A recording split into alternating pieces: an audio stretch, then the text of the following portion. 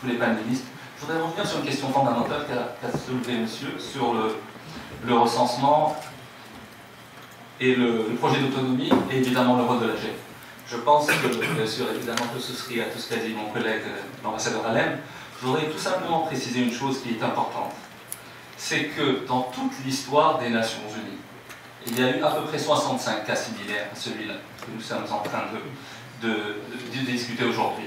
Sur les 65 cas, seuls 4 cas ont été résolus à travers un référendum. Et sur les 4 cas qui ont été résolus par référendum, aucun ne devait être précédé par un processus d'identification du corps électoral, pour vous dire tout simplement la difficulté de l'exercice. Donc c'est vraiment un cas unique. La seconde chose, évidemment, la propagande polisarienne et algérienne, bien sûr, dit à qui veut l'entendre que le Maroc a peur du référendum. Le Maroc n'a jamais eu peur du référendum. Le Maroc a proposé le référendum au départ. C'est simplement qu'on l'a testé pendant une dizaine d'années et qu'on n'a pas réussi à nous mettre d'accord justement sur ce corpus électoral qui devait participer à cette consultation référendaire. Le deuxième élément, le recensement qui est fondamental effectivement. Un recensement, pourquoi ne pas recenser quand on n'a strictement rien à se reprocher?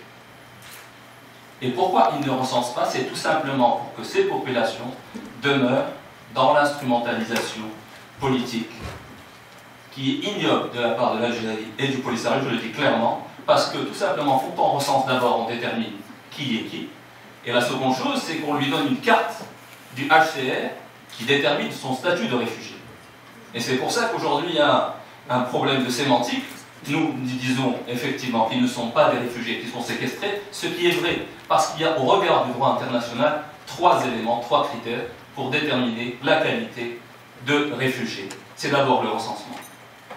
Ce recensement n'a jamais pu être fait et en totale violation des recommandations des Nations Unies depuis des années. Le second élément, c'est ce qu'on appelle le retour librement consenti.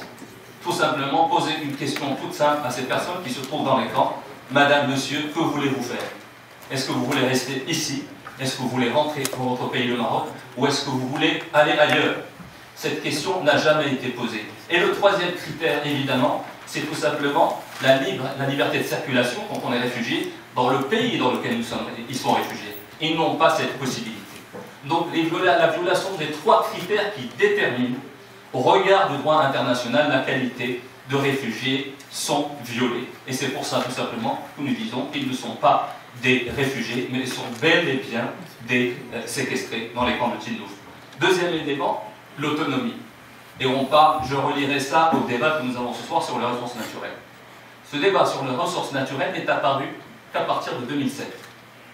Et bizarrement, c'est l'année à laquelle le Maroc a présenté le projet d'autonomie. Comme si le Maroc respectait les droits de l'homme et les ressources et n'exploitait pas de ressources naturelles avant 2007, et qu'à partir de 2007, bizarrement, on a commencé à exploiter et à violer les droits de l'homme.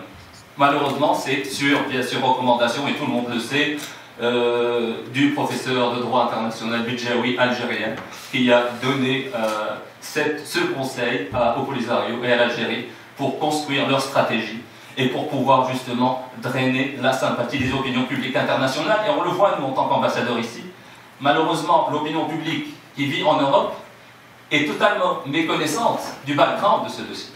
Ben, fatalement, quand vous êtes dans cette posture de victime et que vous venez dire « Ah, il y a un grand pays important, etc., qui exploite les ressources naturelles, qui viole les droits de l'homme ben, », fatalement, quand on n'a aucune connaissance des réalités ni historiques, ni politiques, ni diplomatiques, ni humaines, ni culturelles de ce dossier, ben, fatalement, évidemment, je suis un citoyen lambda, ben, je vais me dire « Oui, ben, le Maroc est impuissant, et donc je vais aller du côté du faible ». Or, ce n'est malheureusement pas le cas aujourd'hui.